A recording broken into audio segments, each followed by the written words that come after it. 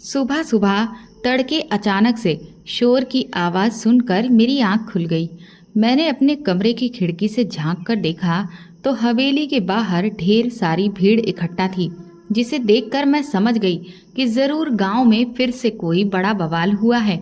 मैंने तुरंत ही खुद की हालत को ठीक किया और सर पर पल्ला लेते हुए मैं नीचे उतरी। बाहर आकर देखा तो मेरे ससुर जी भी बाहर निकल आए थे। एक आदमी बहुत बुरी तरह से सर पीट पीट कर रो रहा था और तभी मेरी नज़र नीचे सीढ़ियों पर लेटी हुई एक लड़की पर पड़ी।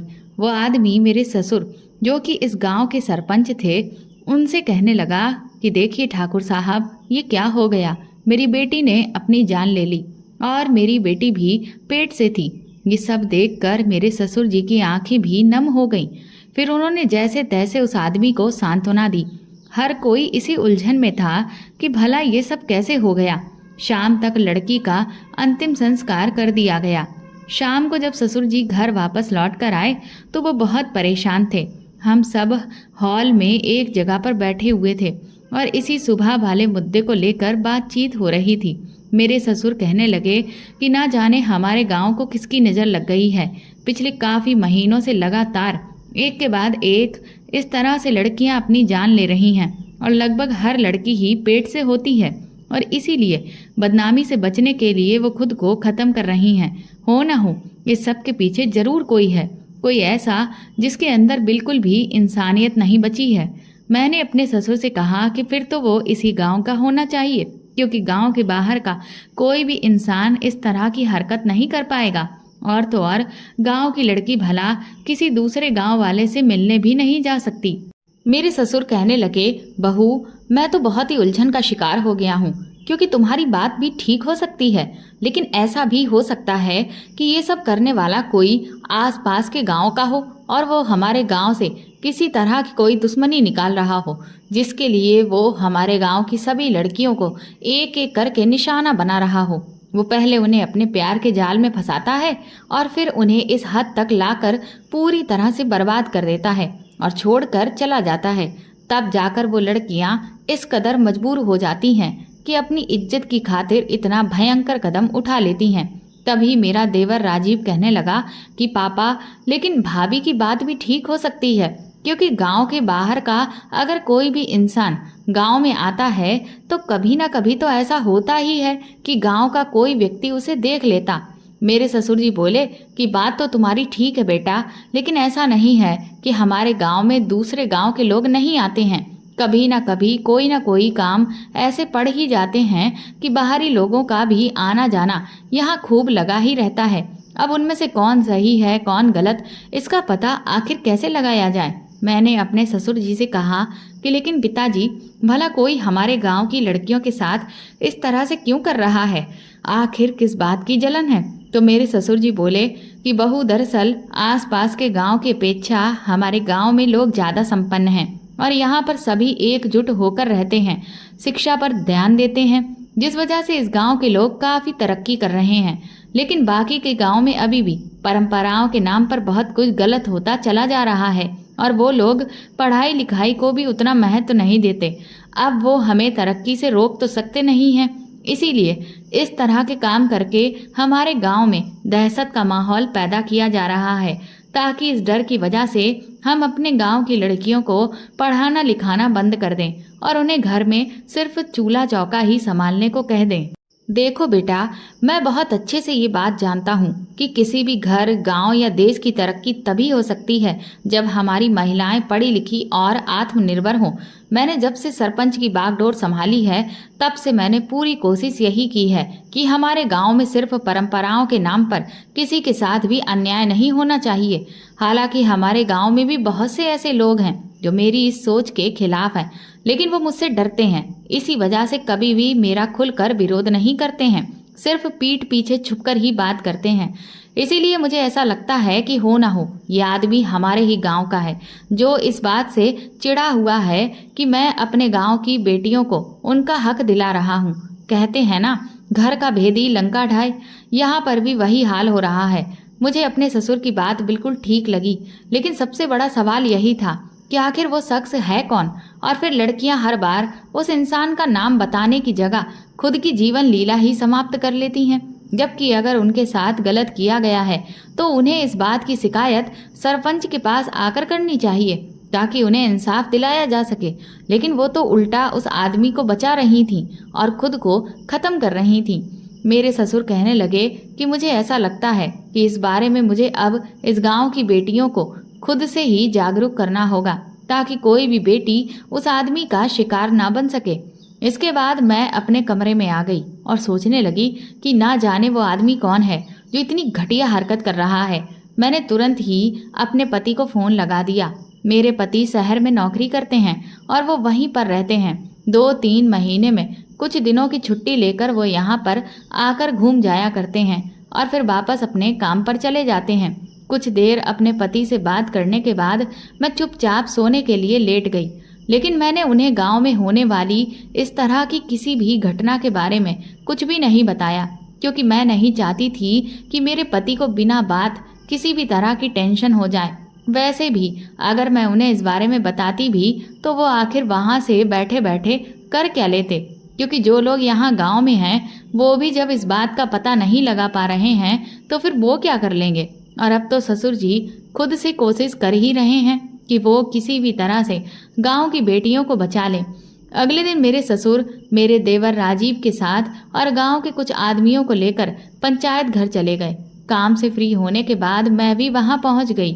वहां पर उन्होंने गांव के हर एक इंसान, चाहे बड़ा हो बूढ़ा हो, बच्चा जवान औरतों, सभी को बुलाया हुआ था।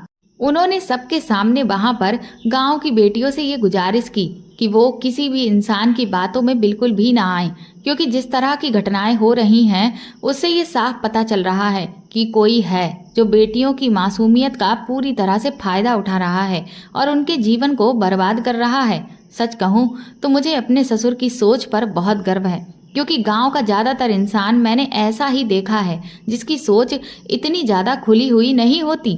लेकिन मेरे ससुर की सोच सबसे अलग और अच्छी है और वो जिस तरह से लड़कियों के लिए जागरूक हैं और जितने काम वो लड़कियों की सुरक्षा और उनके भविष्य को बेहतर बनाने के लिए करते हैं, ऐसे काम करते हुए मैंने आज तक कभी भी पूरे गाँव में किसी को भी नहीं देखा है। मुझे आज भी वो दिन याद है जब मेरे ससुर जी ने मुझे अपने बड़े बेटे विजय के लिए चुना था।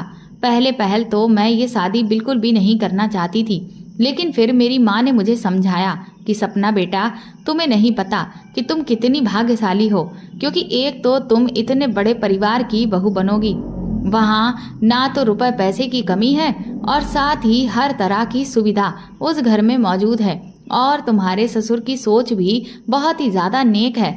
तब जाकर मैंने थोड़ा बहुत अपने मन को समझाया, क्योंकि पहले तो मुझे इस बात का डर सता रहा था कि मैं तो एक गरीब घर की लड़की हूँ और अगर मैं इतने अमीर परिवार में पहुँच गई तो वो लोग ना तो मेरी इज्जत करेंगे ना ही मेरे माँ बाप की, बल्कि बस हमेशा हर वक्त मुझ पर अपने रुपए पैसों की धौंस जमाएंगे और मुझे नौकरानी बनाकर ही रख देंगे। और फिर मैंने अक्सर सुना था कि बड़े घर के लड़के बहुत ज़्यादा बिगड़ैल होते हैं, इसलिए मुझे लगा कि कहीं मेरा होने वाला पति भी हद से ज़्यादा बिगड़ैल या अय्याश टाइप का इंसान ना हो। लेकिन मेरी सोच के विपरीत विजय तो बिल्कुल अपने पिता की तरह बहुत सुलझे हुए इंसान थे, बल्कि वो तो इतने शांत और सीधे थे कि अब तो मुझे ऐसा लगता है कि उनसे ज़्यादा तो मैं तेज हूँ। मैं खुद को बहुत भाग्यशाली समझती हूँ जो मैं इस घर की बहू बनी हूँ, और मेरा देवर भी बिल्कुल अपने भाई की तरह सीधा साधा इंसान है। बस कभी कभी कुछ बातों में वो अपने पिता से जिद लेकर बैठ जाता है, लेकिन इतना तो मुझे लगता है कि उसका हक भी बनता है, क्योंकि वैसे भी जो छोटे होते हैं वो लाडले होते हैं और वो इसी तरह से जिद्दी हो जाते हैं। क्योंकि मेरी छोटी बहन भी बिल्कुल उसी की तरह है, वो भी छोटी है तो उसे भी खूब लाड़ प्यार मिला है और वो भी इतनी ही जिद्दी है। बात बात पर कभी माँ से लड़ जाती है तो कभी मेरे पापा से लड़ बैठती है। अभी 2-3 दिन बीते ही थे कि तभी मेरे घर से खबर आई कि मेरी माँ की तबीयत कुछ ठीक नहीं है। ये सुनते ही मेरे ससुर जी ने मुझसे कहा कि मैं अपने घर चली जाऊं और जब तक माँ की तबीयत ठीक नहीं हो जाती तब तक मैं वहीं पर ही रहूं। मैंने तुरंत ही अपना सारा सामान पैक करके अपने घर पहुंच गई थी। मेरे घर पहुंचते ही माँ की तबीयत में थोड़ा थोड़ा सुधार होने लगा। मुझे भी अपने मायके पहुंचकर बहुत अच्छा लग रहा था। इसके बाद शाम को मैं अपनी सबसे अच्छी सहेली संगीता से मिलने के लिए चली गई। उसके साथ काफ़ी महीनों के बाद मैंने ढेर सारी बातें की थी, लेकिन मुझे ना जाने क्यों उसकी तबीयत कुछ ठीक नहीं लग रही थी। मैंने उससे पूछा भी कि तुम्हारी तबीयत क्यों खराब है, पर वो मुझसे कहने लगी कि ऐसा कुछ नहीं है, मैं तो बिल्कुल ठीक हूँ। वो मुझे कुछ परेशान भी नजर आ रही थी, पर मुझे लगा कि हो सकता है उसके घर में कोई बात हुई हो, क्योंकि उसके पापा बहुत ज़्यादा शराब पीते हैं और अक्सर वो शराब पीकर खूब ज़्यादा लड़ाई करते हैं और मारपीट भी करते हैं, जिस वजह से अक्सर घर में टेंशन बनी रहती है। और फिर कोई भी रोज रोज उन्हीं बातों को लेकर आखिर कब तक दूसरों से शिकायत करता रहे, इसलिए मैंने इन सब बातों पर बहुत ज़्यादा ध्यान नहीं दिया। मेरी छोटी बहन पायल मेरे घर लौटने से बहुत खुश थी। वो कहने लगी, दीदी आप कितने महीनों बाद घर आई हो, क्यों ना हम लोग कहीं घूमने चलते हैं। मैंने सोचा बहुत दिन से मैं फिल्म देखने नहीं गई हूँ, इसलिए अगली शाम ही हमने फिल्म देखने का प्लान बनाया और अगले दिन हम पिक्चर देखने चले गए। हालांकि मैंने अपनी दोस्त संगीता से भी कहा था, लेकिन उसने कहा कि उसे कुछ ज़रूरी काम है, इसलिए वो हमारे साथ नहीं जा सकती। फिल्म देखने के बाद हम लोग जब वापस गांव लौट रहे थे तो काफ़ी अंधेरा हो गया था, और तभी मैंने गाड़ी से लौटते हुए रास्ते में एक जगह पर संगीता को किसी से बातचीत करते हुए देखा। अंधेरा काफ़ी होने की वजह से मुझे उस व्यक्ति का चेहरा ठीक से नज़र नहीं आया, लेकिन संगीता को मैंने दूर से देखते ही पहचान लिया था, और वो जिस तरह से बात कर रही थी उससे साफ समझ आ रहा था कि वो बहुत ज़्यादा परेशान है, क्योंकि वो किसी के सामने हाथ जोड़ रही थी और बहुत बुरी तरह से रो भी रही थी। ये देखकर मैं घबरा गई। मैंने पायल से तो इस बारे में कुछ भी नहीं कहा, लेकिन सोचा कि कल ही मैं जाकर संगीता से इस बारे में बात करूंगी। लेकिन मुझे क्या पता था कि संगीता से बात करने का मौका मुझे अब दोबारा कभी नहीं मिलने वाला। अगली सुबह जब सूरज की पहली किरण उगी तो वो मेरे लिए बहुत बुरा संदेश लेकर आई थी। सुबह उठते ही चारों तरफ कोहराम मचा हुआ था। मैंने जब माँ से पूछा तो उन्होंने मुझे बताया कि संगीता ने अपनी जीवन लीला समाप्त कर ली है। ये सुनते ही मैं तो खड़े से ही बेहोश होकर गिर गई। काफ़ी देर के बाद जब मुझे होश आया तो रो रो कर मेरा बहुत बुरा हाल था, और फिर जब हकीकत मुझ पर खुली तो मेरे पैरों तले से ज़मीन निकल गई, क्योंकि संगीता भी उसी आदमी का शिकार बन गई थी जिसका अब तक गांव की ढेर सारी लड़कियां शिकार बनती आई हैं। क्योंकि संगीता भी पेट से थी। ना जाने कौन वो आदमी है जो एक के बाद एक लड़कियों की इस तरह से जिंदगियां खराब कर रहा है। मुझे अपनी सहेली को खो देने का बहुत ज़्यादा गम था। मैं हर हाल में उस आदमी को सजा देना चाहती थी, लेकिन आखिर मैं कर भी क्या सकती थी। मैंने सोचा कि जब मैं वापस अपने ससुराल लौटूंगी तो अपने ससुर जी से कहूंगी कि वो इस बार पुलिस को इस बारे में खबर करें, क्योंकि मुझे कुछ भी करके अपनी सहेली की मौत का बदला उस आदमी से हर हाल में लेना ही था। पर इधर एक नया बखेड़ा मेरे घर में खड़ा हो गया था। मेरे पापा मेरी बहन को लेकर बहुत परेशान थे। वो मुझसे कहने लगे कि जब गांव में बाकी लड़कियों के साथ इस तरह की चीज़ें हो रही हैं तो अब मुझे पायल के लिए बहुत डर लग रहा है, क्योंकि कहीं ऐसा ना हो कि जैसे एक एक करके गांव की बाकी की लड़कियां शिकार बन रही हैं, कहीं हमारी पायल भी इस सब का शिकार ना बन जाए। पापा की ये बात सुनकर मैं भी बहुत बुरी तरह से दंग रह गई थी, क्योंकि इस सब में मैंने इस ओर तो ध्यान ही नहीं दिया कि मेरी बहन भी तो जवान है और उसके साथ भी तो ऐसा कुछ हो सकता है। पापा कहने लगे कि देखो सपना बेटा, इससे पहले कि तुम्हारी बहन के साथ भी कुछ ऐसा वैसा हो जाए, बेहतर यही होगा कि मैं अब उसके हाथ पीले कर दूं और उसे उसके ससुराल विदा कर दूं। लेकिन इतनी जल्दी हमें कोई भी रिश्ता नहीं मिलने वाला और मुझे अब जरा सा भी सब्र नहीं हो रहा है। मैंने पापा से कहा कि आपकी बात बिल्कुल ठीक है, लेकिन भला इसमें मैं क्या कर सकती हूँ। तो माँ मुझसे बोली कि तुम ही तो सब कुछ कर सकती हो, क्योंकि अब तुम ही हमारी एक आखिरी उम्मीद हो। मैं उनकी ये बात सुनकर हैरत से उन्हें देखने लगी। मुझे समझ नहीं आ रहा था कि भला मैं उनकी उम्मीद कैसे हूँ। तो पापा मुझसे कहने लगे कि हम चाहते हैं कि तुम अपने ससुर से अपने देवर राजीव के लिए पायल की बात करो। उनके मुंह से ये बात सुनकर मैं तो दंग रह गई थी। पापा कहने लगे कि देखो बेटा, इससे बेहतर रिश्ता हमें पायल के लिए और कोई भी नहीं मिल सकता, क्योंकि पायल की शादी भी हम एक बहुत अच्छे घर में ही करना चाहते हैं, जैसे कि तुम्हारी की है। तुम खुद को ही देख लो, क्या तुम्हें अपने ससुराल में किसी भी तरह की कोई समस्या है? नहीं है ना? तो फिर पायल की भी शादी अगर तुम्हारे देवर से हो जाती है तो उसका भी जीवन सुधर जाएगा। तुम्हारा देवर भी तुम्हारे पति की तरह बहुत सुलझा हुआ इंसान है, तो इससे बेहतर आखिर और कौन हो सकता है। मैंने सोचा कि ये बात तो कभी मेरे दिमाग में आई ही नहीं। पापा कहने लगे कि तुम क्या सोच रही हो? मैंने कहा कि वो बात तो आपकी ठीक है, लेकिन अब इस बात का फैसला तो मेरे ससुर जी और राजीव ही कर सकते हैं, क्योंकि ये जरूरी नहीं है कि वो भी पायल को अपने घर की बहू बनाने के लिए तैयार हो जाएं। इस पर मेरे पापा कहने लगे कि वो तो हमें भी पता है बेटा, लेकिन कम से कम एक बार तुम इस बारे में उनसे बात करके तो देखो, शायद जो हम चाहते हैं वही हो जाए। मुझे भी अपने पापा की बात ठीक लगी और मैं भी ये सोचकर अंदर ही अंदर खुश हो रही थी कि अगर मेरी बहन मेरी देवरानी बन जाती है तो इससे बेहतर तो और कुछ भी नहीं हो सकता, क्योंकि इस तरह से मेरी बहन हमेशा मेरे ही साथ रहेगी और मेरे जीवन की खुशियाँ और भी दुगनी हो जाएंगी। अगले ही दिन जब मैं घर लौटी तो मैंने जैसे तैसे हिम्मत जुटाकर अपने ससुर से इस बारे में बात की। हालांकि मुझे ये सब कहते हुए डर तो बहुत लग रहा था, लेकिन फिर भी अपनी बहन की खातिर मैंने अपने डर को एक तरफ रखते हुए पूरी बात एक सांस में ही कह डाली। मैंने उन्हें यह भी बता दिया कि पापा को पायल की शादी की जल्दी सिर्फ इसलिए हो रही है क्योंकि गांव में जो माहौल बना हुआ है उससे उन्हें डर लग रहा है कि कहीं पायल पर भी इस तरह का कोई खतरा ना मंडराने लगे। मेरी इस बात को सुनने के बाद मेरे ससुर ने मुझे कोई भी जवाब नहीं दिया और वो चुपचाप वापस अपने कमरे में चले गए। ये देखकर मेरे तो पसीने ही छूट गए कि ना जाने मेरे ससुर को मेरी बात का बुरा लगा है या फिर अच्छा लगा है। मुझे कुछ भी समझ नहीं आया। अब मुझे डर लगने लगा कि कहीं मैंने उनसे ये बात कहकर कोई गलती तो नहीं कर दी। शाम को मैंने विजय को फ़ोन करके सब कुछ बता दिया तो वो मुझसे कहने लगे कि तुम परेशान मत हो सपना, तुमने कोई गलत बात नहीं की है, तुम कोई दबाव तो नहीं बना रही हो, बस जो प्रस्ताव था वो तुमने उनके सामने रखा है। बाकी पिताजी की अपनी मर्जी है कि वो इस प्रस्ताव को स्वीकार करते भी हैं या नहीं, और बाकी की बात राजीव पर निर्भर करती है, क्योंकि उसकी इच्छा भी मायने रखती है कि वो पायल से शादी करना चाहता है या नहीं।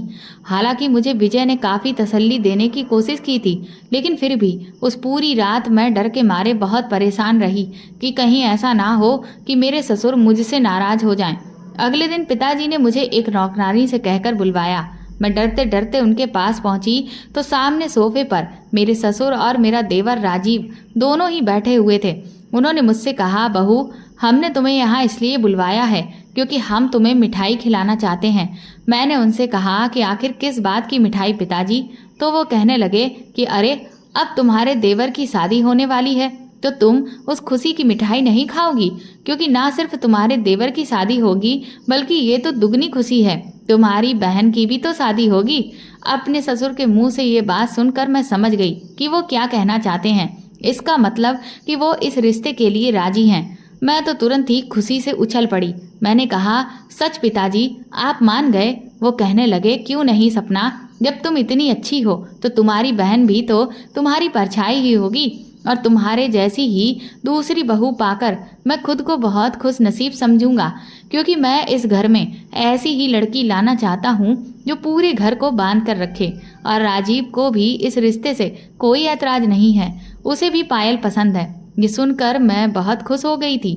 मैंने फिर खुशी खुशी ये खबर अपने पति विजय को बताई और अगले दिन मैं मेरे ससुर जी और देवर के साथ अपने मायके शादी का शगुन लेकर पहुंच गई, जिसे देख मेरे घरवाले तो खुशी से फूले नहीं समा रहे थे और पायल तो शर्मा भी रही थी और खुशी से उछल भी रही थी, क्योंकि वो भी एक ऐसे ही घर में शादी करना चाहती थी जहां सुख सुविधाओं की और रुपए पैसे की कोई कमी ना हो। तभी तो वो मुझे हर बार यही कहती थी कि दीदी, आप बहुत भाग्यशाली हो जो आपकी ऐसे घर में शादी हो गई है।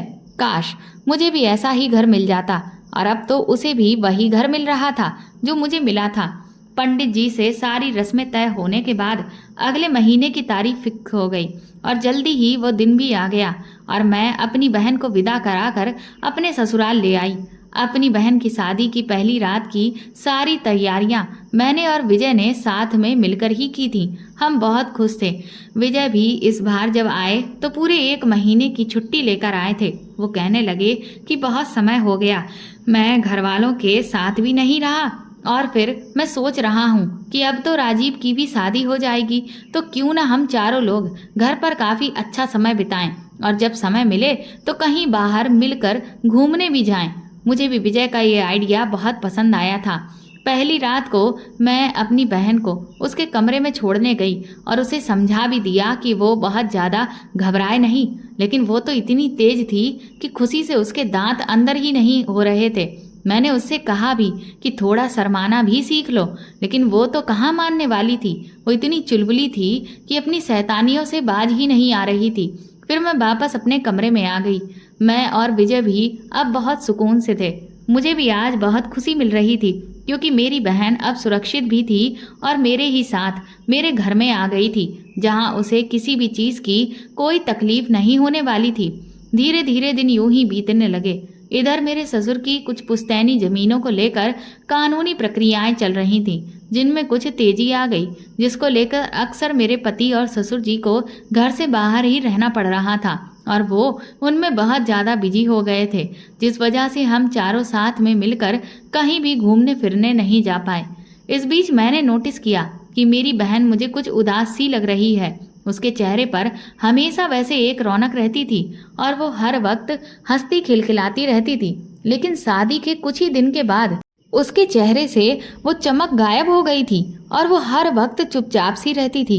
मैंने जब उससे इस बारे में पूछा तो उसने कहा कि उसकी तबीयत कुछ ठीक नहीं रहती है, लेकिन राजीव ने उसे डॉक्टर को दिखाया है और डॉक्टर ने ये कहा है कि कुछ दिन आराम करे और ठीक से दवा खाए तो उसके बाद वो बिल्कुल ठीक हो जाएगी। लेकिन ना जाने क्यों मुझे ऐसा लग रहा था कि बात कुछ और ही है, क्योंकि मैं भी अपनी बहन को बहुत अच्छे से समझती थी और उसके चेहरे को पढ़कर मैं अक्सर ये अंदाज़ा लगा लेती थी कि वो सच बोल रही है या झूठ। और इस बार मुझे यही लग रहा था कि वो मुझसे कुछ छुपा रही है। इसलिए मैंने उस पर नज़र रखना शुरू किया, जिसमें मैंने ये पाया कि वो राजीव से हर वक्त डरी सहमी सी रहती थी। अगर राजीव उसका नाम भी पुकार ले तो वो बुरी तरह से चौंक जाती थी और उसकी आंखों में आंसू आ जाते थे। भला उसकी शादी तो राजीव से हंसी खुशी हुई है, फिर वो उससे इतना ज़्यादा डर क्यों रही थी? मुझे कुछ अजीब लग रहा था। एक रात जब मैं गार्डन से टहलकर वापस अपने कमरे में जा रही थी, तभी मुझे अपनी बहन के कमरे से कुछ अजीब सी आवाज़ें सुनाई दी। ये सुनकर मुझसे रहा नहीं गया और जब मैं दरवाजे से कान लगाकर अंदर की बातें सुनने लगी तो मेरे तो होश उड़ गए। राजीव मेरी बहन को बुरी तरह से धमका रहा था। वो कह रहा था कि अगर तुमने किसी के भी सामने अपना मुंह खोला तो तुम्हारा भी वही हाल होगा जो बाकी सबका हुआ है। इस बात पर मेरी बहन बुरी तरह से गिड़गिड़ाते हुए उससे कहने लगी, प्लीज़ राजीव, मेरे साथ ऐसा कुछ भी मत करना। मैं सच में किसी से कुछ भी नहीं कहूँगी। इतना सुनने के बाद मैं वापस कमरे में आ गई, लेकिन अब मैं बहुत परेशान थी कि आखिर राजीव मेरी बहन से इस तरह से बात क्यों कर रहा था और वो उसे किस बात को छुपाने के लिए कह रहा था और उसकी इस बात का क्या मतलब था कि वो उसका वही हश्र करेगा जो बाकी सबका हुआ है।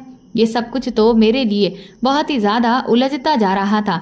मैंने सोच लिया कि जब विजय वापस लौट कर आएंगे तो मैं उनसे इस बारे में बात करूंगी, लेकिन जब विजय वापस लौटे तो एक तो बहुत रात हो चुकी थी, दूसरा वो बहुत ज़्यादा परेशान थे, जिस वजह से मैंने सोचा कि अभी मुझे इस बारे में उनसे कुछ भी नहीं कहना चाहिए, क्योंकि वो वैसे ही काफ़ी परेशान हैं। मैंने सोचा कि मैं इस बारे में अपनी बहन से फिर से बात करूंगी, लेकिन अगले दिन भी मैंने जब उससे बात करने की कोशिश की तो उसने मेरी किसी भी बात का जवाब नहीं दिया। अब तो मुझे बहुत गुस्सा आ रहा था कि आखिर मैं इस राज के बारे में जानूं तो आखिर कैसे। शाम को जब मेरी बहन मेरे लिए चाय बनाकर लेकर आई तो मैं उसके हाथ को देखकर दंग रह गई। उसके हाथ पर जले का निशान था। मैंने जब उससे पूछा कि ये निशान कैसा है, तुम कैसे जल गई, तो वो बुरी तरह से हड़बड़ा गई और अपने हाथ को साड़ी के पल्लू से छुपाने लगी।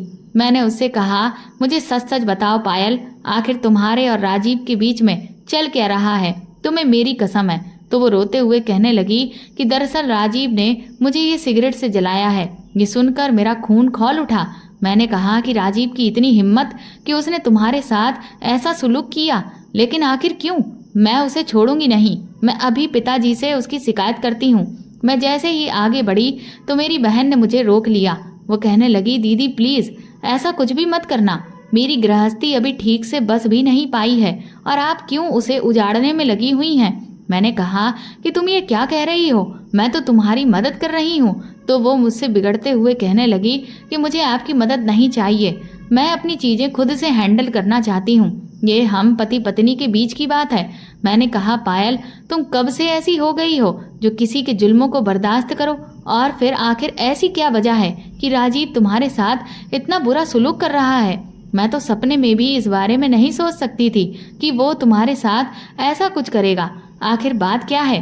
तो पायल कहने लगी कि बात जो भी हो, पर वो हमारा निजी मामला है। और मैंने कहा ना कि बस वो बुरे नहीं हैं, उन्हें थोड़ा गुस्सा आ जाता है।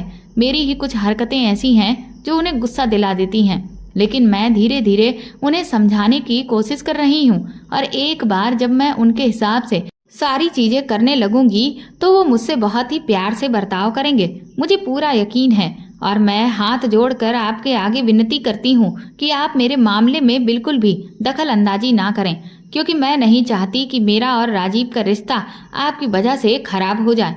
इतना कहकर मेरी बहन तो वहां से चली गई थी, लेकिन मैं अवाक मुंह खोले वहीं खड़ी रही।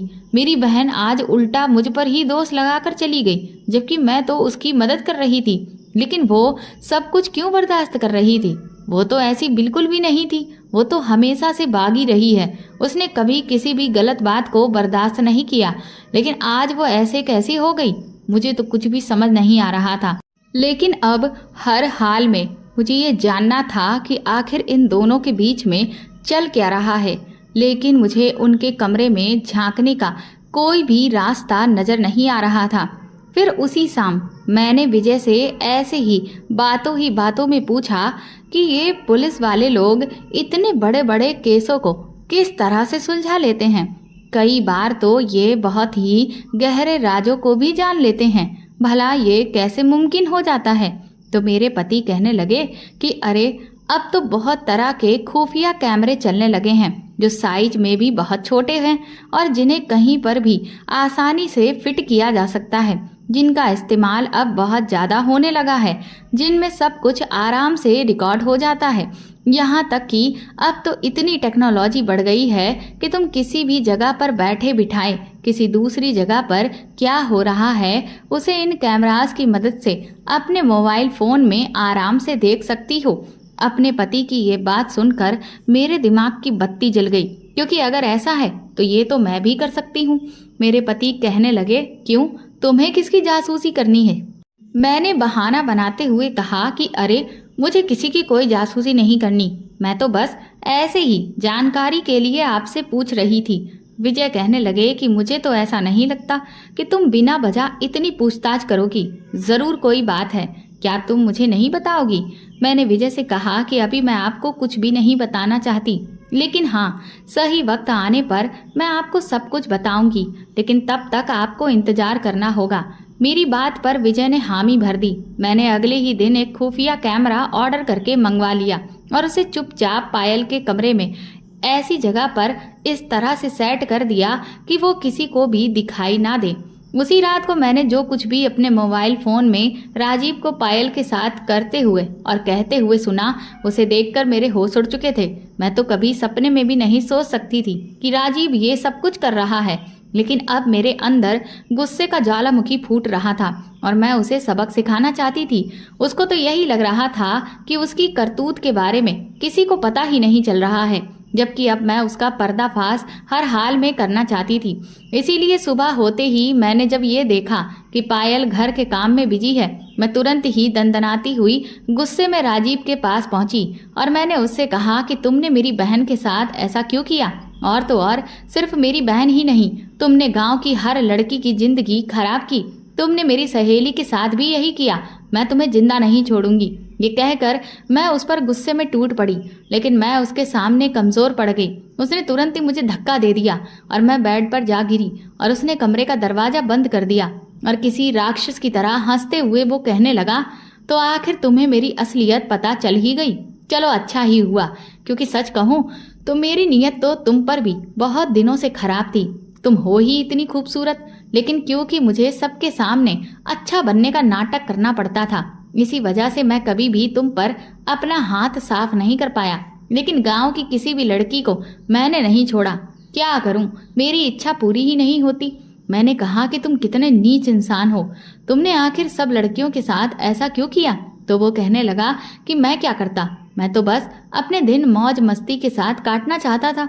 गांव की लड़कियां खुद ही मुझसे रिश्ता रखना चाहती थीं, क्योंकि उनको भी तो इस बात का स्वार्थ था कि अगर वो मुझसे रिश्ता रखेंगी तो मैं उनसे शादी कर लूंगा और वो एक बहुत बड़े खानदान की बहू बन जाएंगी। लेकिन मैं कभी भी उनमें से किसी से शादी नहीं करना चाहता था। मुझे तो बस अपने दिन ऐश के साथ काटने थे। लेकिन जब वो पेट से हो जाती थी तो वो मुझ पर दबाव बनाने लगती थी कि मैं उनसे शादी कर लूं। लेकिन मैंने भी इसका एक बहुत अच्छा रास्ता निकाल रखा था। मैंने उनकी ऐसी वीडियो बना रखी थी कि उन्हें दिखाकर मैं उनसे साफ कह देता था कि अगर उन्होंने किसी के भी सामने मेरा नाम लिया तो फिर न सिर्फ उनकी इज्जत खराब होगी बल्कि उनके माँ बाप की भी इतनी बेइज्जती होगी कि वो भी जीने के लायक नहीं बचेंगे। इसके बाद तो उनके सामने खुद को खत्म करने के अलावा और कोई रास्ता नहीं बचता था। और फिर वो अंत में वही करती थी। तुम्हारी सहेली ने भी वही किया। मैं भी क्या करता, हर किसी से शादी थोड़ी ना करता घूमता। नज़र तो मेरी तुम्हारी बहन पर भी थी, लेकिन क्योंकि वो तुम्हारी बहन थी इसलिए मैं उसके साथ ये सब नहीं कर सकता था। पर उसका मौका तो तुमने खुद ही मुझे झोली में लाकर दे दिया, इसीलिए मैंने खुशी खुशी उससे शादी कर ली। सोचा कि इधर मुझ पर शादीशुदा होने का ठप्पा भी लग जाएगा और उधर मैं चुपचाप ये सब भी करता रहूँगा। लेकिन तुम्हारी बहन को मेरी सच्चाई पता चल गई, इसलिए फिर मैंने उसके साथ भी वही तरीका अपनाया जो सबके साथ अपनाया था। तब जाकर कहीं उसने अपना मुंह बंद किया, वरना वो तो मुझ पर शेरनी के जैसे टूट पड़ी थी। पर मुझे भी बहुत अच्छे से पता है कि उसके जैसी जंगली लड़कियों को कैसे अपने काबू में रखना है। अब देखो, मजाल है कि उसकी आवाज़ मेरे सामने निकल जाए। और अब आज जब तुम खुद चलकर मेरे पास आई हो तो मैं इस मौके को अपने हाथ से हरगिज नहीं जाने दूंगा और तुम्हारे साथ भी वही करूंगा जो सबके साथ करता आया हूँ। और तुम्हें भी फिर मेरी सारी शर्तों को मानना पड़ेगा, वरना तुम भी कहीं भी मुंह दिखाने के काबिल नहीं बचोगी। ये कहते हुए वो मेरी तरफ आगे बढ़ने लगा। मैं बेड पर पीछे हटती जा रही थी और उससे कह रही थी कि राजीव, खबरदार, अगर तुम आगे बढ़े तुम्हारा बहुत बुरा हाल होगा। लेकिन उसे तो किसी बात का डर ही नहीं था। मेरी तो घबराहट के मारे पसीने छूटने लगे थे और तुरंत ही वो बेड के ऊपर कूद गया। मैंने जैसे ही चिल्लाने की कोशिश की उसने मेरे मुंह पर कस के हाथ रख दिया। मैं खूब जोर से चिल्लाने की कोशिश कर रही थी लेकिन पूरी तरह से नाकाम हो रही थी, क्योंकि उसके आगे मैं कमज़ोर पड़ चुकी थी। और फिर तभी जैसे ही वो अपने मंसूबों को पूरा करने के लिए आगे बढ़ा, तभी अचानक से कमरे का दरवाज़ा टूटा।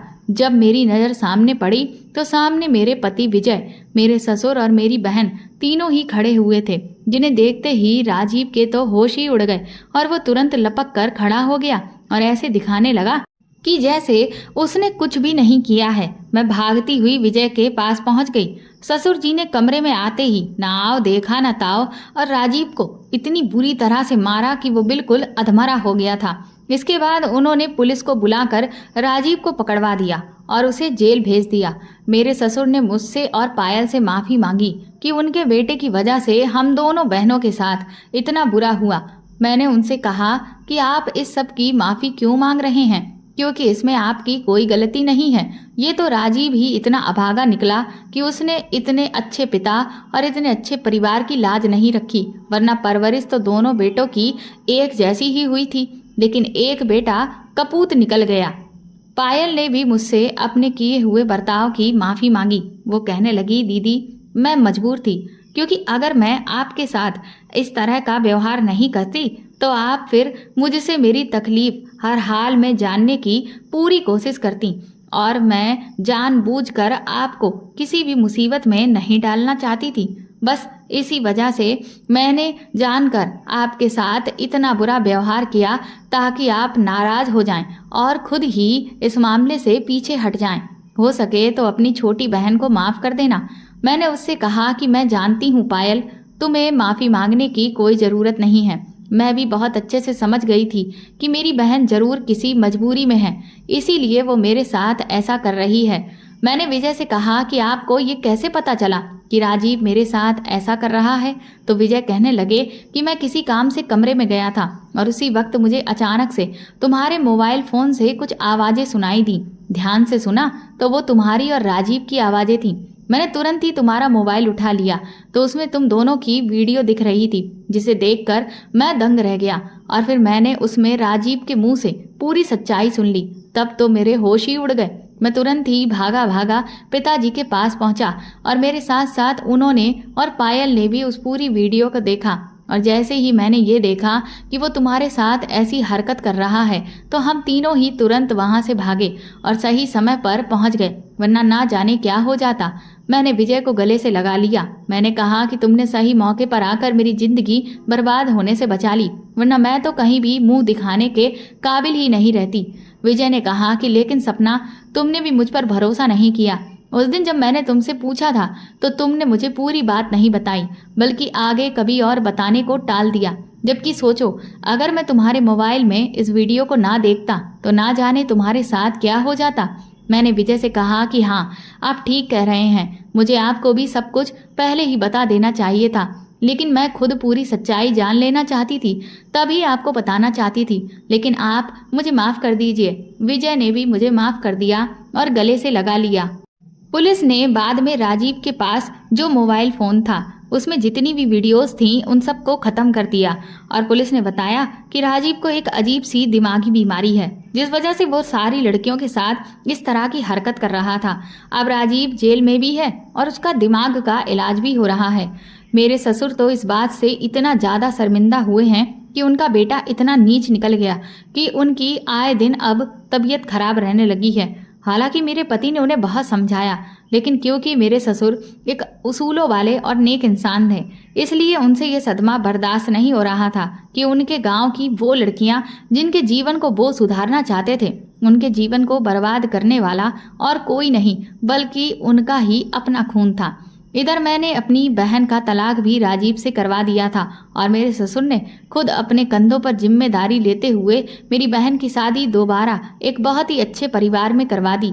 अब मेरी बहन अपने दूसरे पति के साथ बहुत खुश है। 1 साल के बाद मैं भी एक प्यारे से बेटे की माँ बन गई हूँ। सब कुछ बहुत अच्छा है, लेकिन दुख सिर्फ इस बात का है कि अब मेरे ससुर इस दुनिया में नहीं हैं, क्योंकि अपने बेटे की करतूत का सदमा वो बहुत ज़्यादा दिनों तक झेल नहीं पाए और एक दिन हार्ट अटैक से उनकी मौत हो गई थी। पर आज भी मैं अपने ससुर को बहुत याद करती हूँ, क्योंकि उनके जैसा नेक इंसान मैंने आज तक कभी भी नहीं देखा।